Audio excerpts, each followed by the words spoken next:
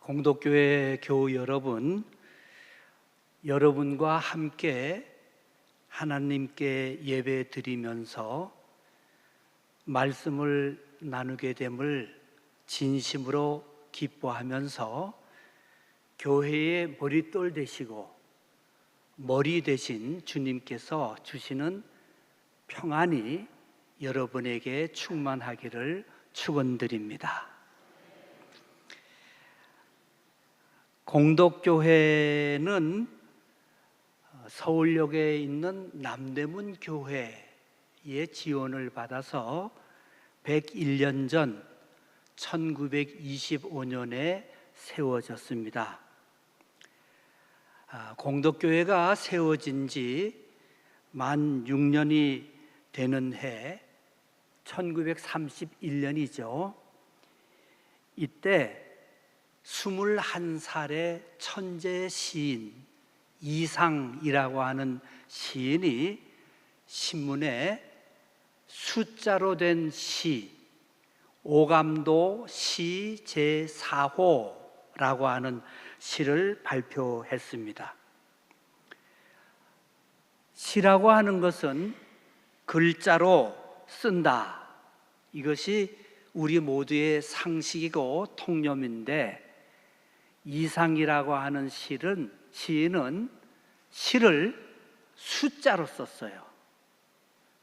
그러니까 그 당시 이 일로 인해서 문단에서는 시다 아니다 이러면서 많은 논란이 있었습니다.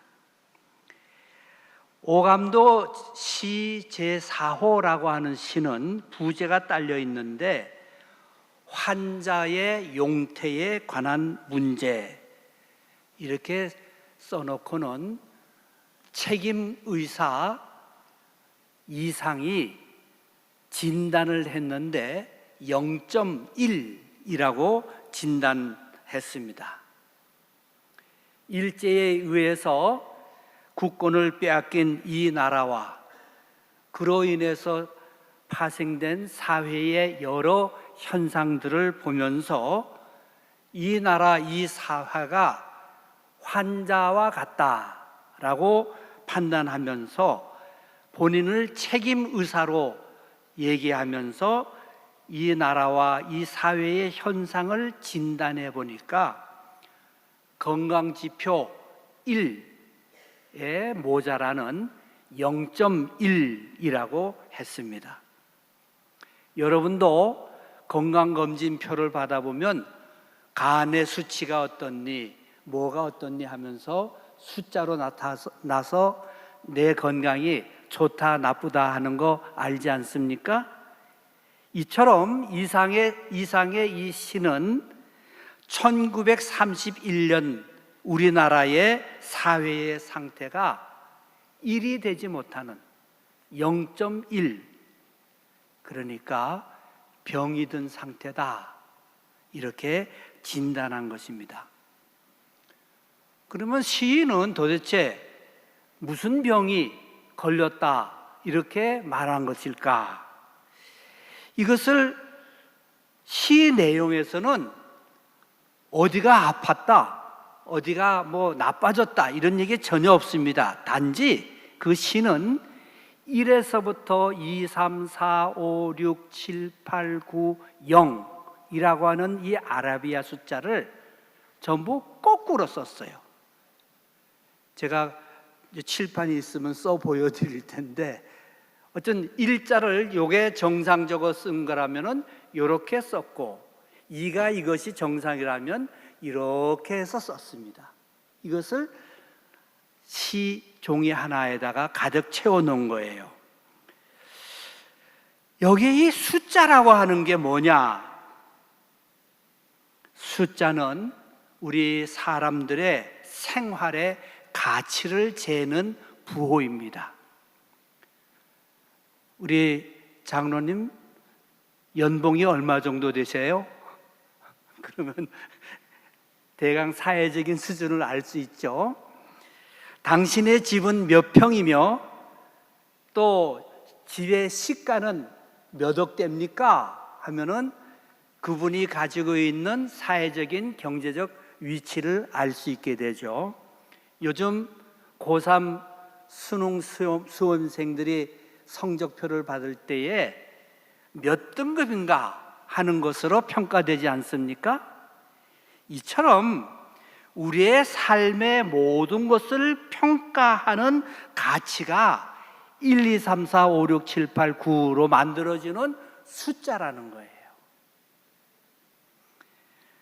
솔직히 말씀드려서 우리는 모두 숫자에 목매에 달려 사는 존재, 이것을 부정할 사람은 아무도 없습니다. 그런데 이상의 시에는 이 숫자가 모두 거꾸로 뒤집혀졌다. 이게 무슨 뜻이냐 하면 가치관이 전도된 세상이다 라고 하는 말입니다. 시인이자 책임의사인 이상은 지금 자신이 숨쉬고 몸담아 살고 있는 세상이 비정상적인 가치관이 전도된, 이 전도된 가치관이 지배하는 병든 세상이다 라고 말하고 있는 겁니다. 흔히 말하여 악화가 양화를 몰아낸 세상이 되었고, 주목이 가깝고 법은 멀고, 칼이 펜보다 강한 세상이 되고, 힘센 사람이 약한 사람을 억눌러도 그것이 정의라고 우길 수 있는 세상이 되었다는 것이죠. 이런 세상이 여러분 정상적이라고 말할 수 있겠어요? 그래서 책임의사로서 환자가 0.1이다 라고, 비정상적이다, 병들었다 라고 진단한 겁니다.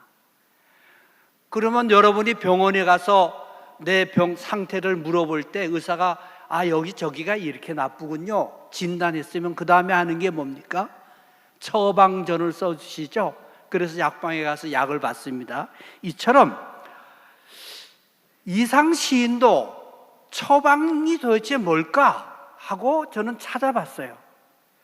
거꾸로 된 숫자들을 이렇게 저렇게 살펴보았습니다. 근데 어디를 들여다보아도 건강을 회복하는 처방전 문구가 없었어요.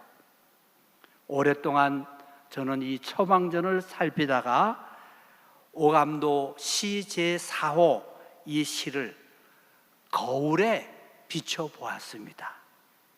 그랬더니 모든 숫자, 거꾸로 되었던 숫자들이 전부 똑바로 1, 2, 3, 4, 5, 6, 7, 8, 9, 0으로 보이는 거예요.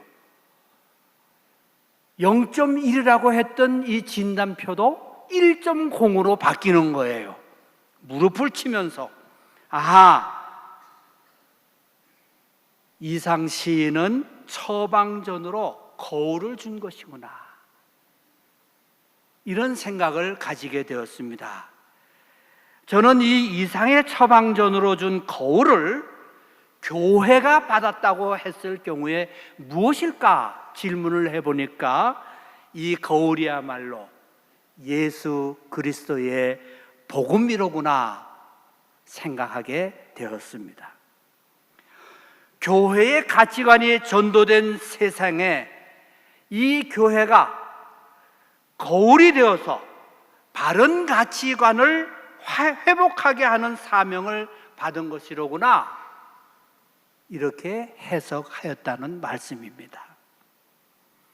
장로교의 신앙 원리인 오직 하나님께만 영광을 돌리는 교회, 예수 그리스도의 뜻을 이 땅 위에 펼치고 주님의 뜻대로 살아가는 사람들을 구원 백성 되게 하는 교회, 이 교회가 되어서 세상을 구원하는 교회로 101년 전에 이 교회가 복음으로 세워진 공덕교회라는 말씀입니다. 요즘 한국교회에 대해서 굉장히 부정적인 평이 많이 들립니다. 위기인데 그것도 심각한 위기다라고 말합니다. 이유가 있어요. 교인과 교회 수가 급감하고 있습니다. 가난한 교인이 증가하고 있습니다. 여러분 가정이 대를 이어서 신앙을 이어가기가 여간 어려운 것이 아닙니다. 여러분 자녀들이 말을 잘 듣던가요? 교회 가자 그러면 엄마 아빠나 가세요 이러는 자녀들이 얼마나 많은지 모릅니다.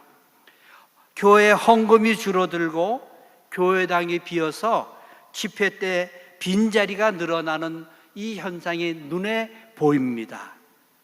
이것만이 아니라 기독교에 대한 사회적인 신뢰가 자꾸만 떨어지고 있어요. 해가 거듭할수록 자꾸 낮아지고 있다고 하는 보고가 들려옵니다.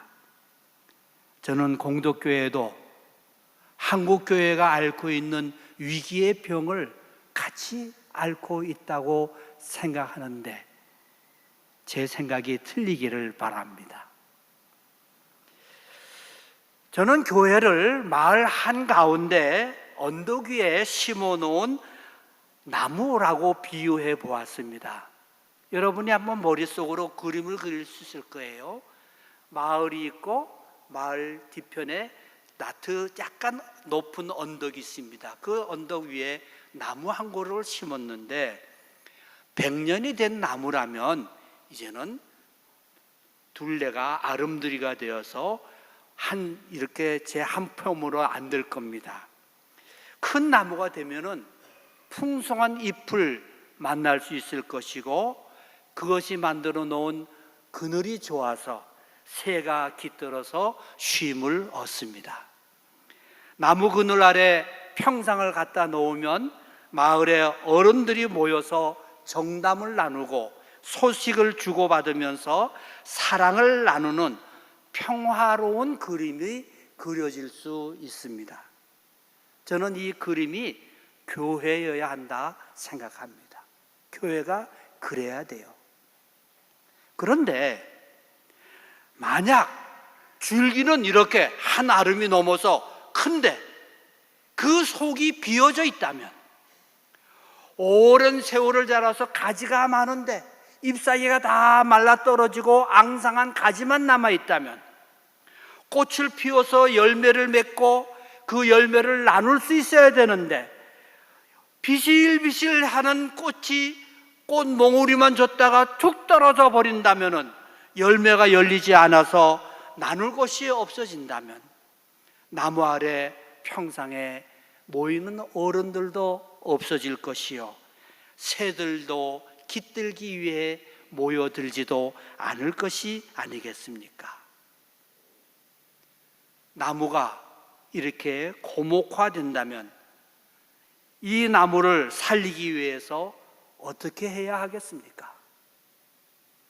당연히 진단해야 됩니다. 또한 이 진단을 할 때에는 진단을 잘 하기 위해서 잣대가 있어야 돼요.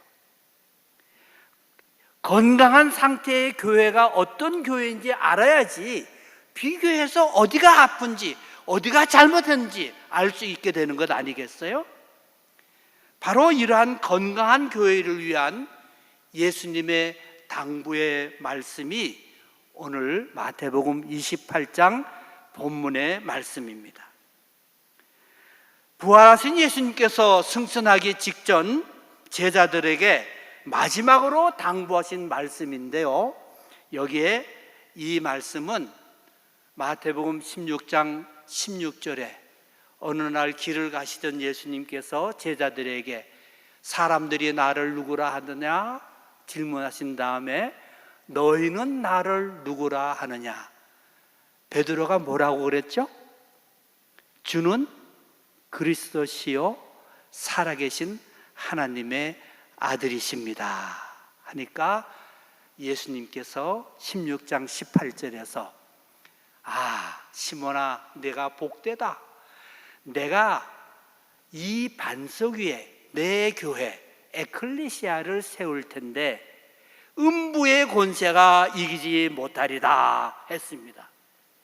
이게 베드로의 신앙 고백에 주신 예수님의 약속인데 바로 이 약속의 성취가 오늘 이 음부의 권세가 이기지 못하는 교회를 세우는 마태복음 28장 18절에서 20절까지의 말씀인 것입니다. 교회를 세우는데 제자들이 어떻게 해야 하는가 아주 구체적으로 당부하시는 말씀입니다. 첫 번째로 19절을 보면 너희는 가서 모든 민족을 제자로 삼아 세례를 베풀어라. 세상으로 제자들을 가라 하셨습니다. 파송하신 거예요. 복음을 전하는데 예수님은 그리스도시요, 예수님을 믿어 구원받으시오, 이것을 외치라 라고 말한 것입니다. 잘 귀담아 들어야 됩니다. 너희는 가서 라고 했어요. 앉아있지 말라는 얘기입니다. 엉덩이 붙이고 앉아서 오라 하는 얘기가 아니고 엉덩이를 들고 세상을 향해 나가서 그곳에 가서 예수님은 당신의 구주이십니다, 당신이 예수를 믿어야 구원받습니다, 이 말을 선포하라는 것입니다. 어떻습니까 여러분? 여러분은 앉은 자리에서 일어나 누군가 아직 예수님을 모르는 사람에게 그를 만나 예수님은 당신의 구주이십니다, 예수님을 믿어 구원은 받으세요 전해보셨습니까?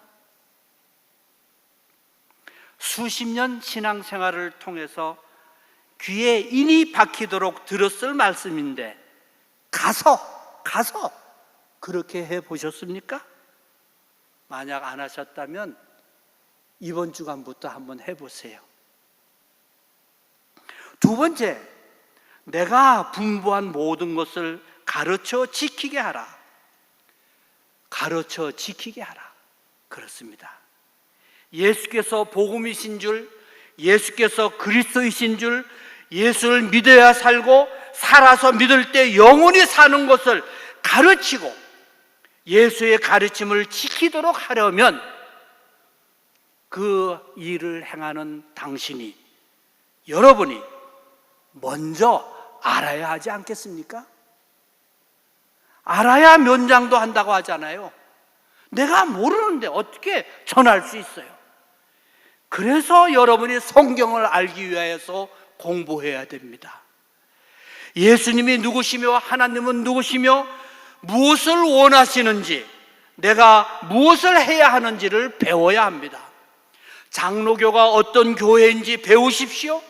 교회의 사명이 무엇인지, 신앙생활의 책임이 어떤 것인지 먼저 배워야 합니다. 배워서 확신을 가지고 가르치고 지키도록 도와야 합니다. 교회는 이 일을 지원해 주어야 합니다. 이렇게 두 가지가 갖추어지게 되면 어떤 일이 생기는지 예수님은 너무나 유명한 말씀, 내가 세상 끝날까지 너희와 항상 함께 있겠다, 임마누엘, 은혜와 축복을 약속하셨습니다. 이런 의미에서 마태복음 28장 19절과 20절의 말씀은 교회를 진단하는 잣대요 기준이 될 것입니다. 이것이 있어야 돼요.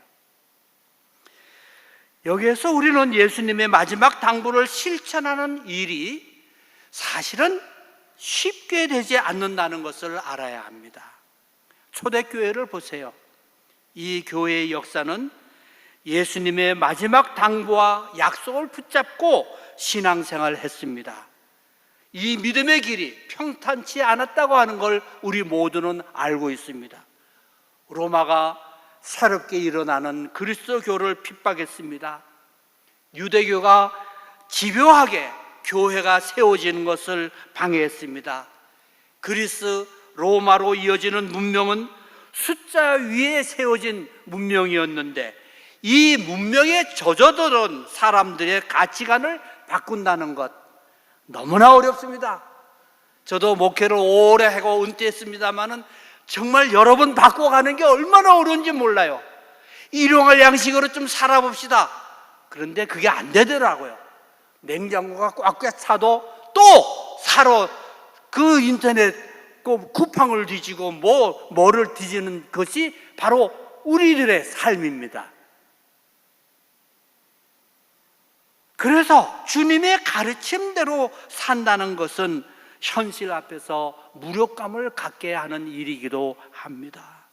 그래서 섰다가 넘어지게 하는 유혹과의 투쟁에 지치고 힘들게 됩니다. 그럼에도 불구하고 초대교회 교인들은 이러한 모든 유혹과 시련을 극복하면서 예수님의 마지막 당부를 가슴에 담고 잘 지켰습니다. 그래서 초대교회는 십자가 위에 세워졌습니다. 이때의 교인들에게는 울타리라고 하는 것이 없었어요. 사도 바울이 에베소서 2장 14절에서 예수는 우리의 평화이신지라 둘로 하나를 만드사 원수된 것 곧 중간에 막힌 담을 허시고 자기의 육체 십자가로 하셨느니라. 이방인과 유대인의 장벽을 넘어섰고 율법의 높은 울타리를 허물었습니다. 복음과 유해되는 것이 있으면 과감히 버리도록 했습니다. 오직 사랑만 남고 소망만이 넘치게 되었습니다. 나눔과 희생과 헌신, 돌보고 약한 자를 품는 사랑의 공동체를 초대교회는 예수님의 마지막 당부의 말씀을 붙잡고 만들어 갔습니다. 그래서 초대교회는 여러 가지 시련과 방해가 있었지만 핍박 속에서도 성장하며 자랐던 것입니다. 초대교회만 그랬나요? 한국의 교회도 그랬어요.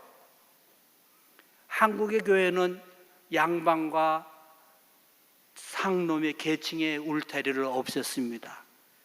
남녀의 구별도 처음에는 약간 따로 이렇게 가운데 해서 영수가 못 넘게 한 일도 있었지만은 결국은 허물었습니다. 교육을 통해 어린이, 청소년, 청년들에게 꿈을 꾸게 했습니다. 또 무엇보다도 목회자들도 성 프란시스의 청빈의 삶을 본받으려고 노력했습니다.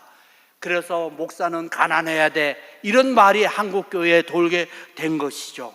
농촌 농민을 살리기 위해서 근검절약하는 운동을 펼쳤고, 그러며 찬송가를 가르치고 성경을 읽게 하면서 우리 한글을 깨우치게 해서 오늘 이 나라가 이렇게 세계가 놀라울 정도로 문맹률이 제일 낮은 나라가 되지 않았습니까?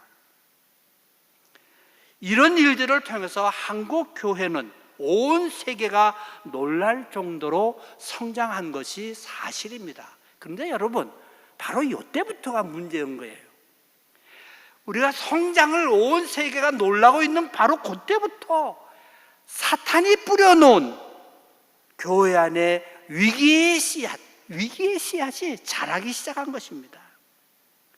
교회가 폭발적으로 성장하고 세상살이가 풍족해지자 교회와 교인들의 믿음 생활 속에 틈새라고 하는 것이 생겼어요. 이 틈새를 통해서 시험이 들어오는 거예요. 유혹이 들어오는 거예요. 그리고 마음속에 또아리를 트는 거예요. 여러분이 잘 아는 갈매기의 꿈이라고 하는 소설이 있습니다. 1970년 리처드 바커라고 하는 분이 쓴 소설이었는데, 가장 높이 나는 새가 가장 멀리 본다 하는 유명한 말을 우리에게 전해줬죠. 그런데 이 소설은 원래 4부까지 된 건데 1970년대에 이 리처드 바커는 3부까지만 우리에게 전해준 거예요. 그리고 2014년이 되어서야 4부, 44년이 지난 이후에 4부를 발간해냈습니다. 이 4부의 내용은 이런 내용이었어요. 조나단 리빙스턴 이 갈매기가 사라진 후 남은 갈매기들이 조나단 이 갈매기를 숭배하고 그의 어록을 외우고 그리고 그를 추모하는 의례에만 매달리게 되었습니다. 조나단의 가르침은 교리가 되어서 암송하긴 되었습니다만은 이것들이 오히려 울타리가 되어서 이 갈매기들을 날지 않게 했다는 거예요. 일구어 놓은 성공만 바라볼 뿐 갈매기들은 더 이상 나는 것을 포기하고 쓰레기통을 뒤지며 모래밭에 엎드려 날개를 접고 옛날과 똑같은 삶이 되었다. 이것이 사부의 비극적인 내용입니다. 모든 것이 원위치했다는 거예요. 옛날로 돌아갔다는 거예요. 한번 생각해 봐야 됩니다, 여러분. 우린 질문해 봐야 돼요. 무엇이 오래된 나무를 고목이 되게 할까? 무엇이 큰 나무 줄기를 텅 비게 할까?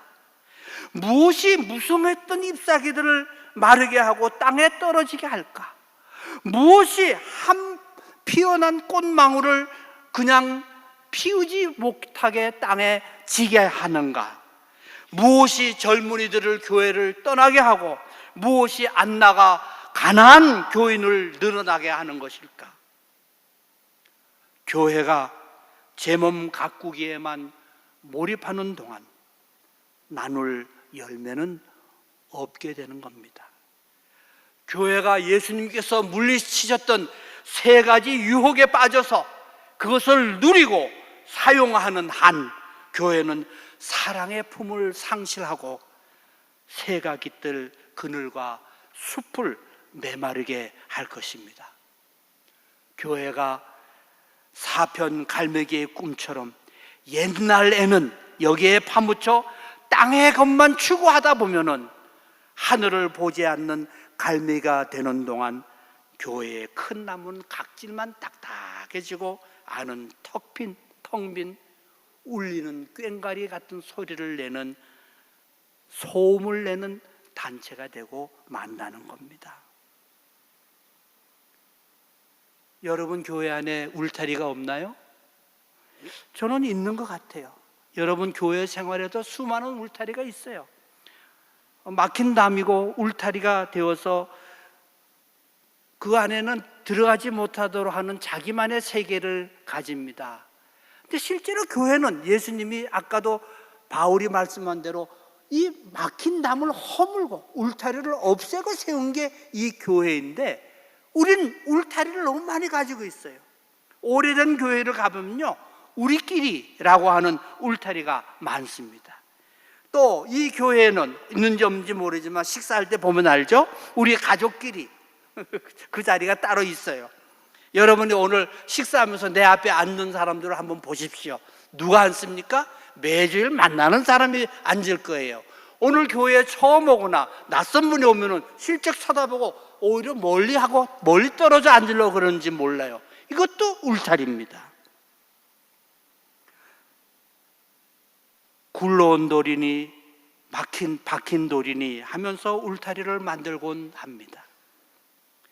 그렇다면 여러분, 복음의 거울로 여러분의 교회, 여러분의 신앙생활 세워보시기 바랍니다. 그 앞에 세워보세요. 이제 해가 거듭할수록 사탄의 공격은 더 강렬해지고 교묘해지고 증가할 것이라고 저는 예측합니다. 그래서 교회의 위기가 더욱 심화될 것입니다. 자, 어쩌면 좋습니까? 그런데 여러분, 이러한 위기의 때에 하나님은 사람을 찾으시고 부르십니다. 열왕기상 19장을 보면 여러분 엘리야 선지자를 만날 겁니다.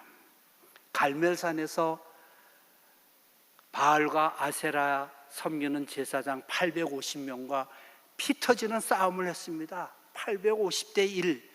얼마나 힘든 싸움이겠어요. 그런데 결국은 엘리야 선지자가 승리했습니다. 그런데 이제 19장에 들어오면 이 승리한 엘리야가 도망 다닙니다. 아합과 아세라를 피해서 도망 다니는데 근원은 안 없어진 거예요.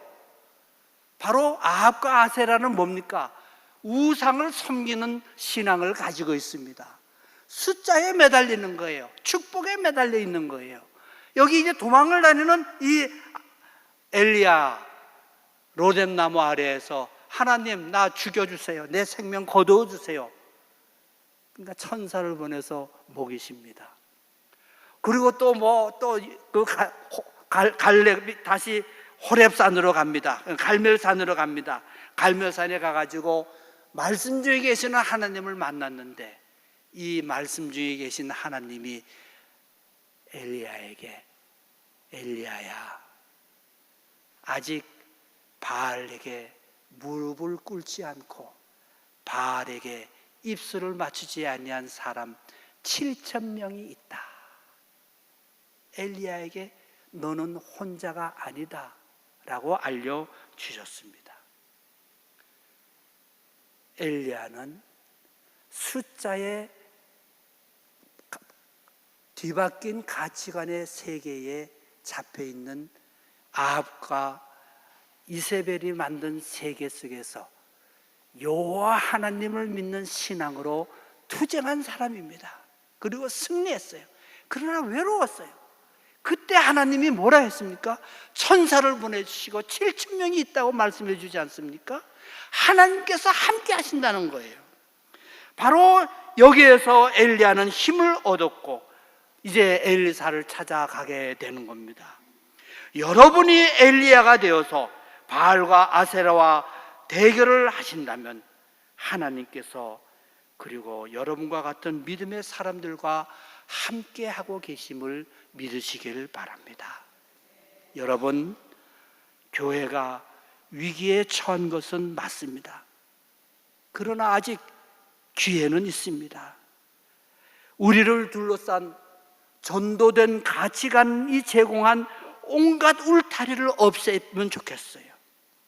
하나님께만 영광을 돌리는 신앙을 회복하고 주님 뜻대로 교회를 이루어가고자 하는 주님의 말씀에 순종하고 따르는 신앙, 이것을 가서 가르쳐 지키게 하라. 이 말씀을 마음 속에 담고 실천하는 여러분이 한 사람이 될 때 한국교회의 위기, 공덕교회가 있을지 모를 위기도 극복되리라고 확신합니다. 기도하시죠. 주님, 우리는 약하고 어리석기도 하고 때로는 능력도 부족하고 모자라기도 합니다. 그러나 우리에게 사명을 주셔서 이 사명에 감당하는 믿음을 주신다면 또 열과 성을 다하여 엘리야처럼 나아가고자 한다면 주님께서 영광 받으시고 주님 뜻이 이 땅 위에 이루어질 줄 믿습니다. 우리가 그 한 사람이 되게 하여 주시옵소서. 예수님 이름으로 간절히 기도하옵나이다. 아멘.